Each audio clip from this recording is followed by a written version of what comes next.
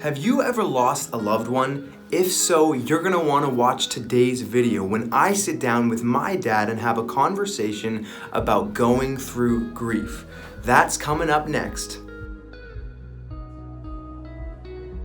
Hey everybody, I'm super excited because today I'm sitting down with one of my favorite people in the world, my dad, and we're talking about the subject of grief.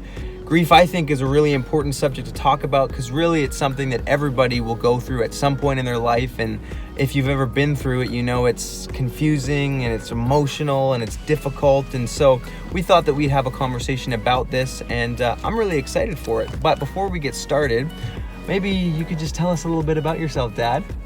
Well, Spence, it's good to be here with you today. I love hanging out with you, the little bit of time we get to hang out.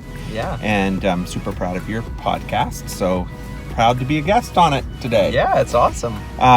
For those of you that have never met me, my name is Russ, and Russ Conway, and I've been serving, or working, I guess I should say, as a pastor for the last 21 years. I'm in my 21st year of pastoral ministry.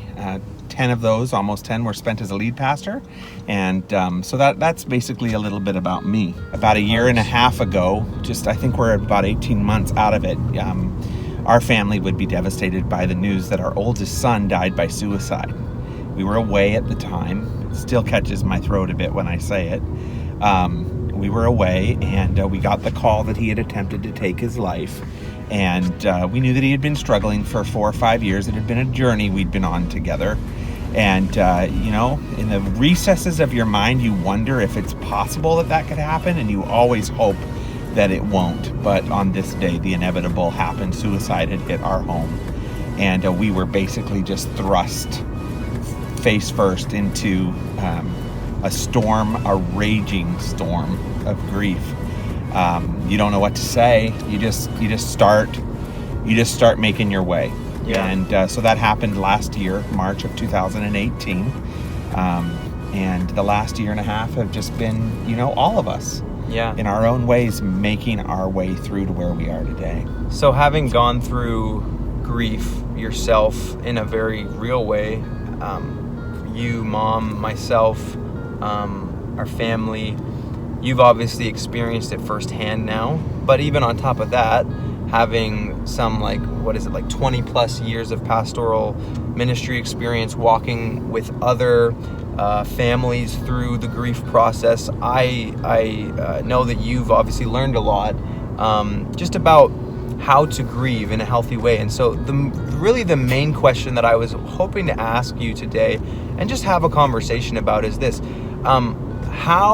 what would you say to a person who is looking to maybe grieve in a healthy way? Do you have any pointers or insights on how to grieve in a healthy way? Well, sure. I mean, here's the first thing. I'm not a psychologist. I'm not a therapist, but I have worked with people for 20 some years, like you've said.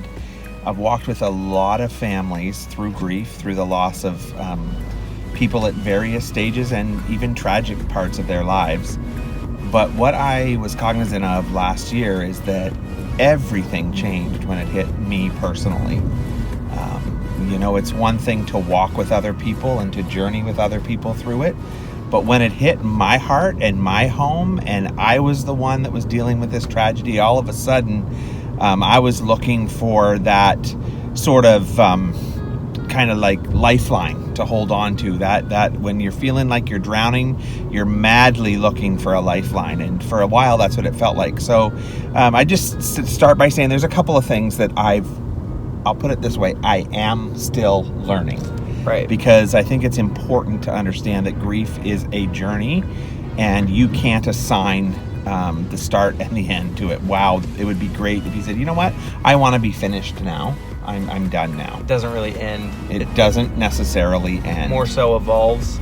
Yeah, it's like a journey that you're on, and you all of a sudden find yourself in new territory that you didn't expect coming. So, right.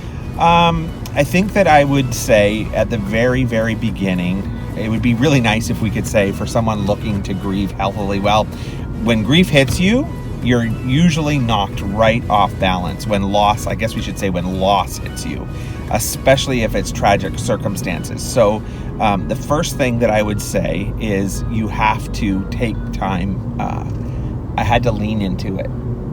Everything in your heart, your mind wants to run away, wants to bury it, wants to escape it. Because I don't use substances, I don't drink, I don't, use chemical substances. That wasn't an option. But you know what? I got to be honest with you, Spence. It sort of did become an option I wish was available in that time. Yeah, sure. You hear people say, alcoholics really are people hiding from pain, trying to numb pain. So the first thing, and I apologize if that's too raw for the viewers, but I got to put it out there. Definitely. Honestly, the first thing that really I would probably say I am learning still, but I learned, is that you have to lean into the pain. You can't escape it. You can't try to numb it. I guess you can try, but it'll still be there if it's not dealt with. You're going to bury those emotions alive. And right. They're going to come back from the grave many years later. Absolutely. And it's probably not going to be the best. And it hurts like the dickens to deal with pain, to allow a vent to your anger, to express that you're confused, to admit that your heart is torn in two, and to feel the chaos of all of that coming at you. Most people don't want to go there, and they just want it to stop. And a lot of people will just do whatever they can to make it stop. And I think in the beginning I did too. My escape was, let's get back to work and let's be productive. We can make it through this. We can push through it. But, I had a board that said you need to take some time and you need to do what you need to do. And so I did. So leaning into it is a big deal for how to work that journey, walk that journey. That's awesome. That's really good. Are there any other things you picked up along the way? So we need to, just to summarize, we need to lean into it right at the beginning. Lean into the pain, lean into the whatever it is. Yeah, for us, I think there's this kind of a conversation. We're talking about grief. There's so many spokes to a wheel, if you want to say, on this conversation, because this is a conversation that you could talk about suicide, because I believe grieving suicide has different elements of grief than grieving an accident. Sure. Because when Mom and I talked many times in the middle of our pain about how it would have been way easier to find out that our son had, been involved in a motor vehicle accident and lost his life. And I want to be really clear that I'm not minimizing the grief of anybody who's gone through a motor vehicle accident or a tragic accident. It's really all loss. But I think what we have to do and what I have to think of in this conversation is keep it on grief, because suicide ends up being that the other person, in a way, chose that, even if they were sick, even if mentally they weren't making the right decision. So there was a whole complicated layer in the grief that we were going through. My grief, I think it's important to understand that grief expresses itself in different languages. Just like the languages around the world, there may be so many languages in a country, there's different dialects or, dialects. And so I'd say grief has different dialects. For Mom, and I think it'd be important for her to tell her story, the grief was deep mourning, deep sadness and weeping and wailing.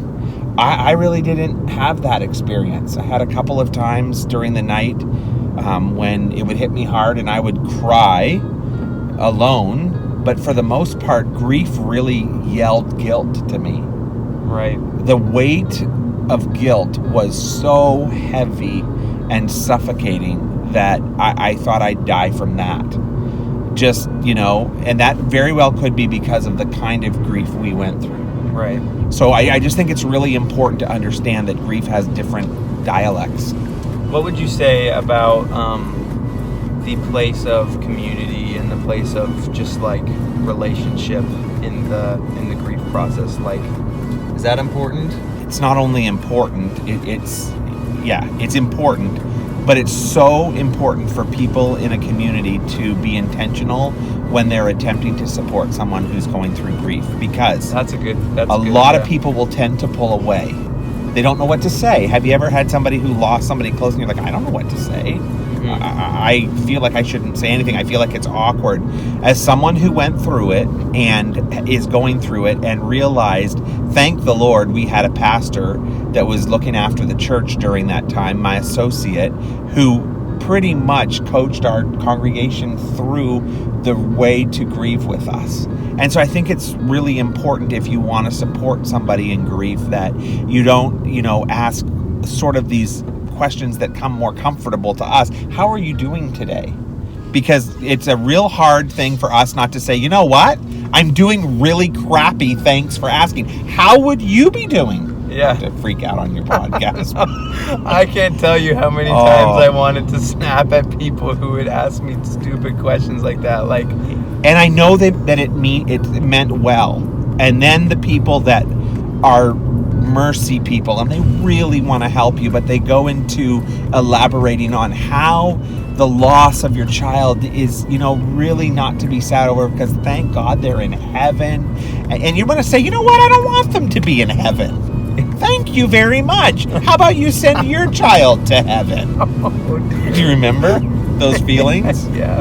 And when people would, and these would be people that weren't close friends. These are well-meaning people that would say, I remember my grief really kicked in later.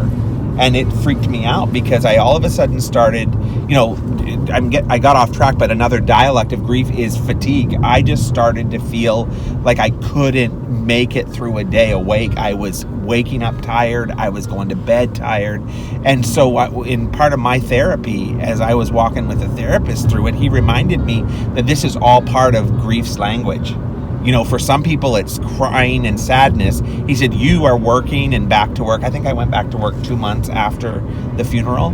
And he said, your body is still processing this grief, and the language it's speaking now is extreme fatigue.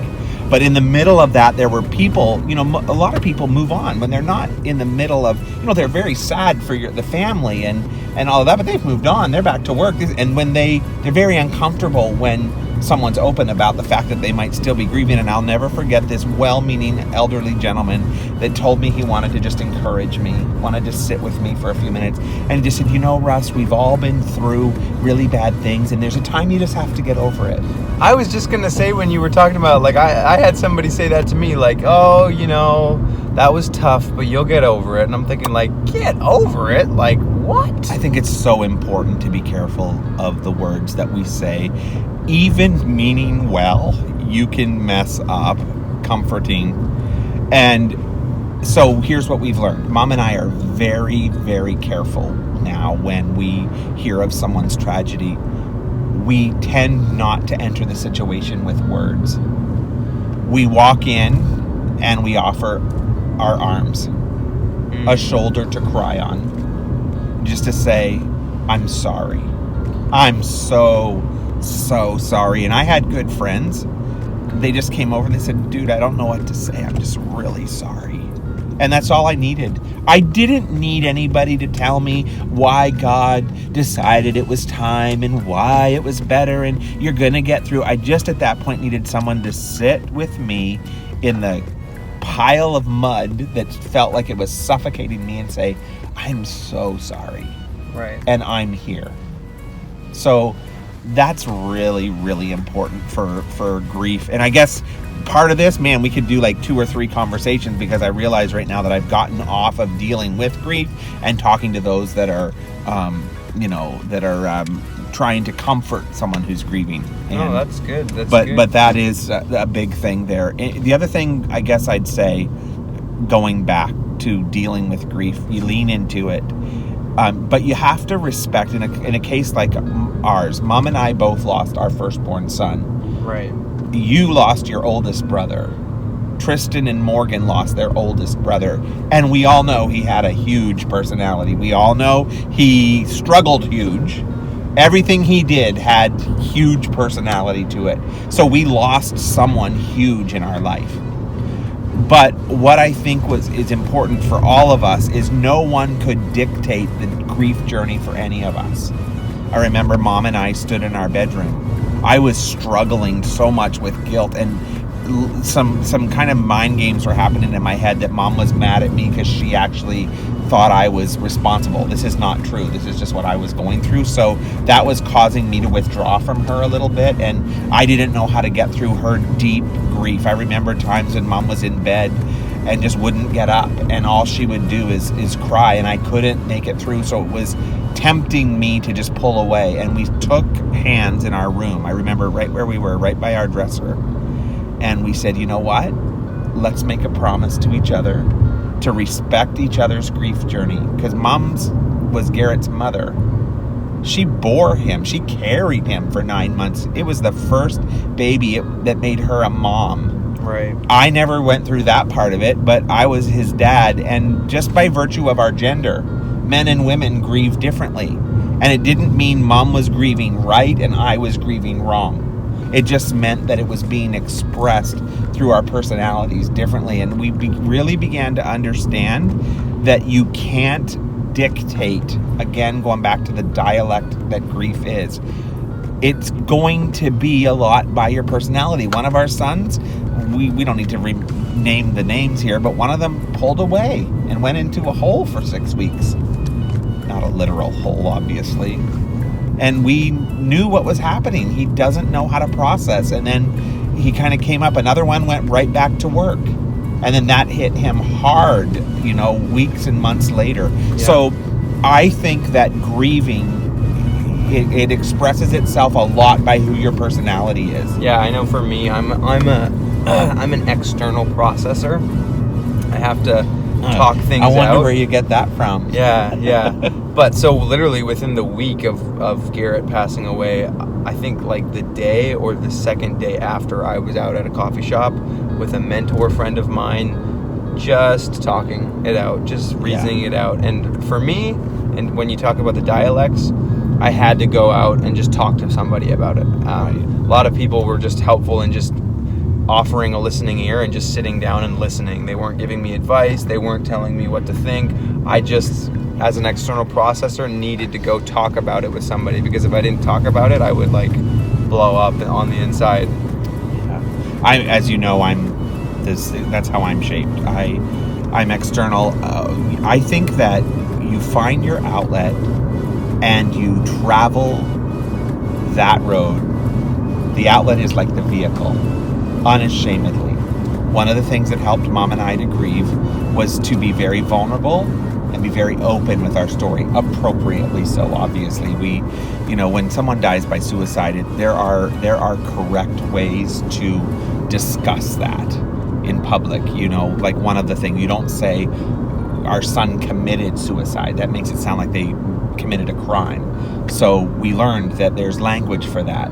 They died by suicide. There's, you don't. Anyways, getting off track there. But what I was going to say is that for Mom and I, what healed us the most was being able to blog our feelings. And we posted a lot of our blogs. We allowed that to go public. There was a lot of Facebook posts that our family did together. It helped us to heal because it actually made sense of a lot of the pain. I think the thing that I would encourage everybody is that if you are weeks and months into your loss, and we're talking, I think right now, there's another whole conversation that grief and loss is not just death.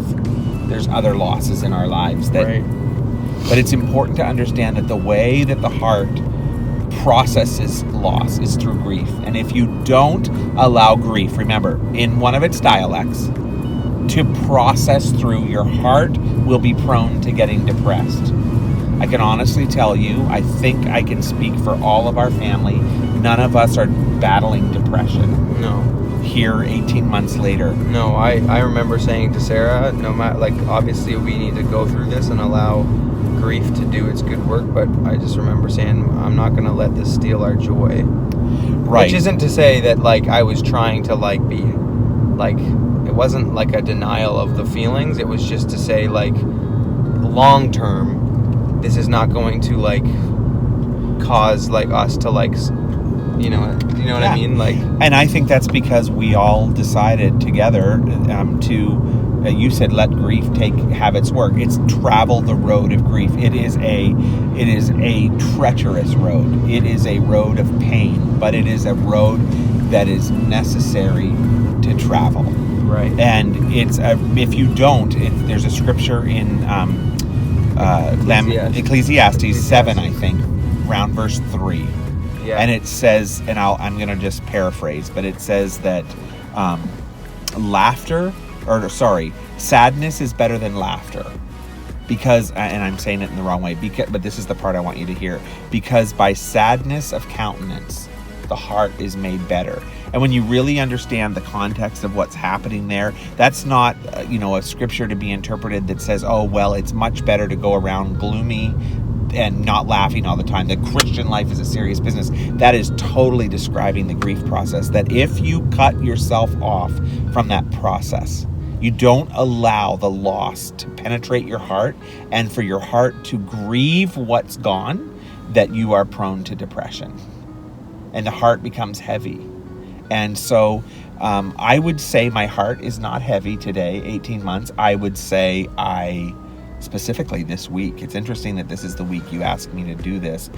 I find myself missing Garrett a lot and having to tell myself the truth that he's not coming back, because my heart doesn't want to believe that. It wants to think he's at school still.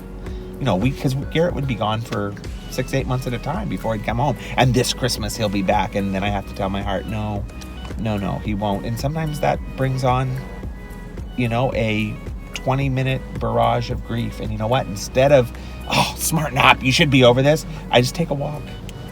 I'll tell you another thing that really helped me in processing it is vlogging.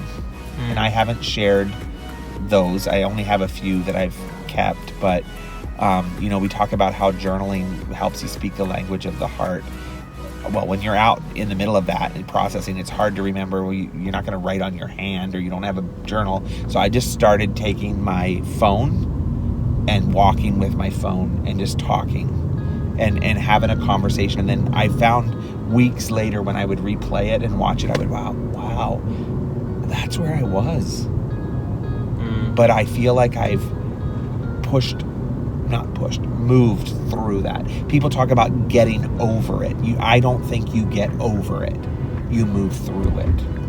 Some days it's like being on a cruise ship. We've been on cruises before. The sea is just like calm as glass. You're doing well. And then out of nowhere, all of a sudden a rogue wave hits you.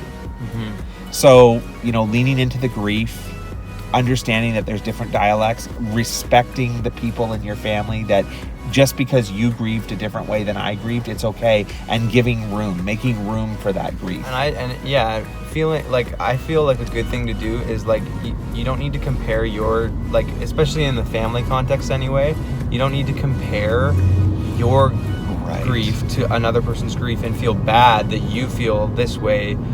Like, I remember thinking to myself, Mom and Dad were Garrett's parents, so why do I feel like so bad because I was just his brother? It's like, don't compare your grief to another person's grief. It's the part of the grief cycle and journey that has come to me that is important, is acknowledging the level of loss for you, because you can't grieve for me. Yeah. You can't grieve for Mom. So you're not grieving our loss, you're grieving your loss. Yeah, I know even Sarah felt that way, because maybe Sarah would say to me, well, I was just like a sister-in-law. It's like, no, like, you're not just a sister-in-law. Like, you had your own unique relationship with Garrett, and you have the right to grieve. You don't need to compare. Yeah, like, you don't need to compare. I think one of the things, because we've been, and when I say we, I mean the royal we, there's a lot of miscommunication about grief, and it's like, okay, enough crying, big boys don't cry, and how long do you need to cry? Well, but we need to understand, and I hope we've made this clear a bit today, is grief isn't just crying. Yeah. Grief is acknowledging what you've lost that will not come back. So it doesn't help to say, well, Garrett's here still. We talk to him every day. No, actually we don't. There are things that remind us of him, but he's not still here. He's gone. We buried his body. Yeah. Now, we believe in eternity, and we know he's alive in that dimension. But I think it is hardcore on your heart to lie to your heart and make yourself feel better that you're talking to them. He's in the dog. Right. There he is in the dog. Right. He's not in the dog. We joke sometimes we to do. make fun about Charlie one time. Anyway, I shouldn't go there. We're joking about that. But what I want to say there is that one of the things that helped me get my grief, like really walk through the grief, is to do what I call a loss inventory. And so what are the things that I lost when I lost Garrett? Well, obviously I lost my oldest son. Right. I lost whatever. But here's what it really got down. I miss Garrett's laugh. It was so annoying sometimes. Yeah. But I haven't heard it now for 18 months. That big, brash laugh that just laughed. I miss his shashu. Yeah. We say it still, but it's not the same as when Garrett said it. It made us laugh. I miss I'll show ya. Yeah. All those things, I just wrote them down, and we remember them. We keep them in our mind, but I don't hear them coming from him. I miss, as much as it annoyed me, I miss his deep intellectual way of thinking that constantly had him prodding and pushing the boundaries. And why do you believe that, though? And why? What, and that was annoying to me in the best of times, as we know. But now I had to write that down. I will not experience that with him again in this life. Right. I think that when you begin to inventory what you've lost, then you can actually grieve it. Right. His whiskery face rubbing it on mine. The times he would try to tickle me, he knew that tickling made me paralyzed, and he would do it anyways. He got a really perverted sense of glee out of it. Well, that I miss those things. Right. So if you had to give any quick word of encouragement to anybody who maybe finds themselves in the midst of the grief process, what would you say to them? The first thing I would say is, I am so sorry for your loss, and I'm not going to compare my loss with yours. I feel so bad. There's people that talk to me and say, I feel bad talking to you about this because your son died by suicide. Mine was in an accident. We've said this. There's no comparison. So I would say I'm so sorry for your loss at whatever level it's affecting you. I would also say, have you been able to see someone? Therapy is so important. Therapy is safe because there are people that don't know you that well, but they're trained in how to help you guide your heart. I'd say take care of yourself. Right. I know you don't feel like eating. I know that you just feel empty, but there's certain things that you need to robotically move through. You need to eat a little bit. You need to drink. You need to go for walks. You need to keep doing those things, Get right? some sleep. You need to try, even if it's only a little bit of sleep, you need to try to sleep. Mom and I had trouble sleeping for many months, but as our doctor, and if you need to go see your doctor because you're not sleeping, let them give you a little bit of a sleep aid, because your body is not going to do well walking this journey that you have to walk. I would also say discern your friends. Stay around safe people for this time of your life. That's really good. If there's somebody in your life that is draining you, you may need to remove yourself from that relationship while you journey. You need safe people to journey with you. That's another whole topic. That's good. Cool. I would say don't rush it. Just walk it one day at a time. Sometimes 1 minute at a time, one tear at a time. And I don't know, that's great. Probably what I'd say. That's awesome. Well, thank you so much for coming on the YouTube channel and sharing a little bit of your heart. I hope that this was helpful for some of our viewers today. And hey, if you found this helpful, why don't you like and subscribe? We have new content coming out every week. All right, guys. Thanks. See you later. Thanks, Spence.